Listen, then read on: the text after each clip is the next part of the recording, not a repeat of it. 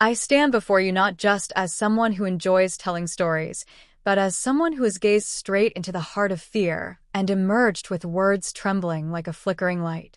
Tonight, I want to wander with you into the dark spaces where we least expect danger.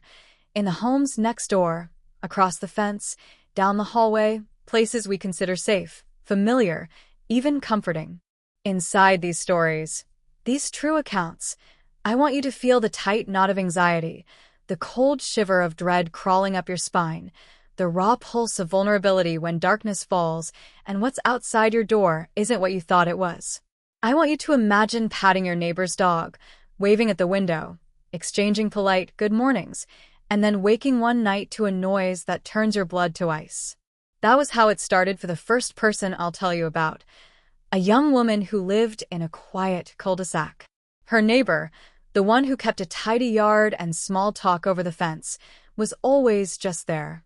One evening she heard faint tapping on her window, soft, hesitant, hushed.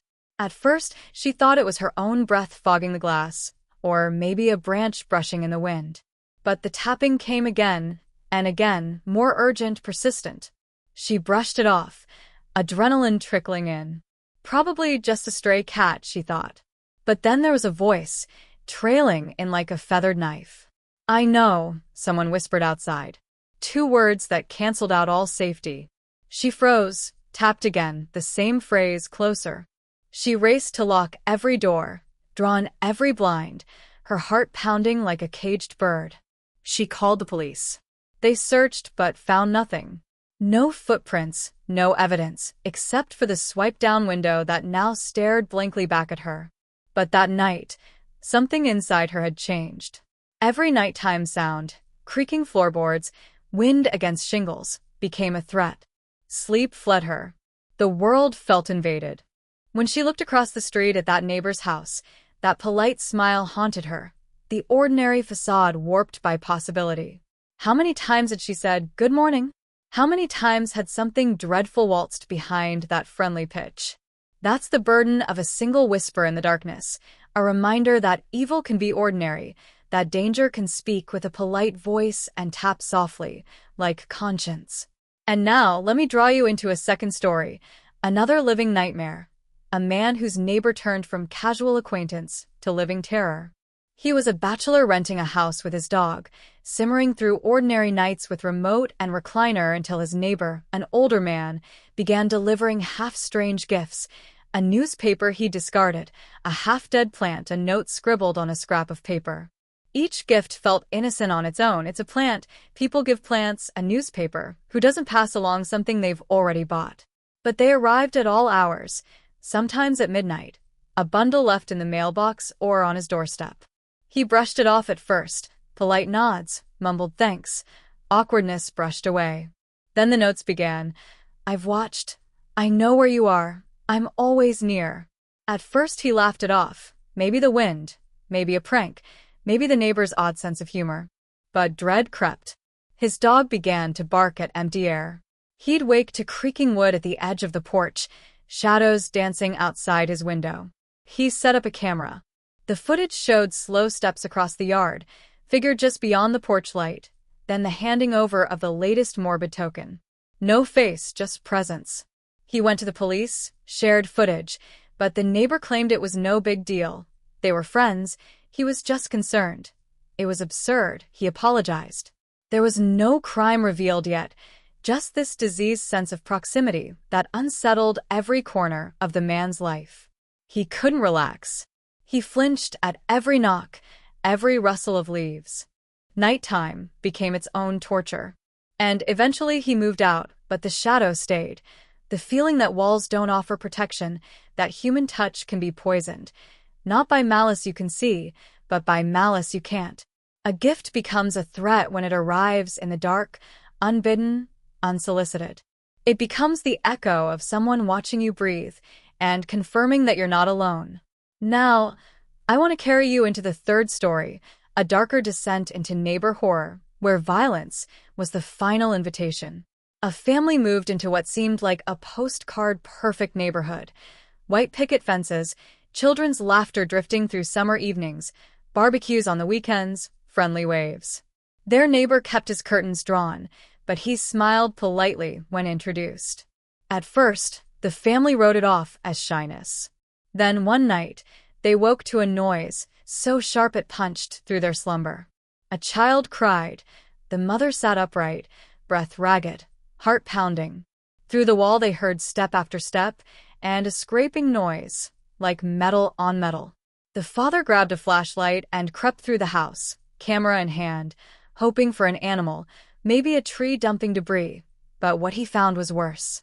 A door leaning ajar in the night. His arms shook as he steadied the flashlight beam.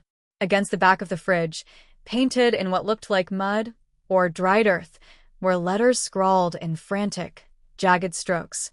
You could not stop it. Blood froze at his feet, nauseous and raw. In the kitchen, shards of glass littered the tile. The fridge door was dented, and that's when he saw a dash of dark wetness, thick and red, slowly dripping down the back of the cupboard. Panic exploded. He turned. Nothing, just the quiet hum of the refrigerator, and then a sound at the front door, soft but insistent. Something heavy rapped on the wood 3 times. He yelled. The wife screamed, children stirred, and then footsteps retreated. The police arrived.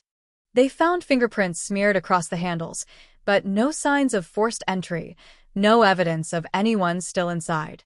The letters, they labored to test them. The dried substance was declared blood, human. They found no attacker, no motive, no footprints. Just the dreadful proof that someone had been inside, uninvited, and had left a thread in their kitchen. It wasn't just an attack. It was a message, carved in fear. A reminder that our homes, our sanctuaries, are only scratch-thin walls away from nightmare. It's the worst kind of invasion, the kind that turns comfort into fear and familiarity into danger. Now, feel the threads connecting these stories. The ordinary neighbor, the friendly face, the neighbor you wave to, layered with horror you couldn't anticipate. One begins with a whisper, another with a gift, another with a message slick with blood. In each case, the sense of safety, our most primal need, crumbles as terror seeps in. We trust our neighborhoods. We lean into community. We say hello, wave across the driveways, let our kids play out front. And yet, what if behind that smile, behind that fence, behind that polite good morning, lurks something that can't be stopped with a locked door or a phone call? What if the real danger is the one you never suspected, the one you never saw coming, the one that walked right up and said, I know, I'm near. You could not stop it? Imagine living with that. Imagine walking into your living room and feeling every shadow is a threat. Imagine going to sleep knowing that your home, your refuge, is no longer yours. Imagine lugging boxes and memories to pack up and leave because fear follows you, cracks the walls even after you're gone. There's something elemental about neighbor horror. It shreds trust. It breaks open the illusion that walls and neighbors and signs of life, mailboxes, friendly smiles, greetings, are enough to keep us safe. Here is what I want you to feel. The rise of panic in your throat as footsteps approach in the night, the jolt of breathing when a screen is tapped, the tightening of your chest when something unwelcome is left at your door, the clawing edge of dread when you realize your sanctuary has been breached. These stories aren't just tales. They are living scars, etched in memory, and they belong to ordinary people who woke to terror next door.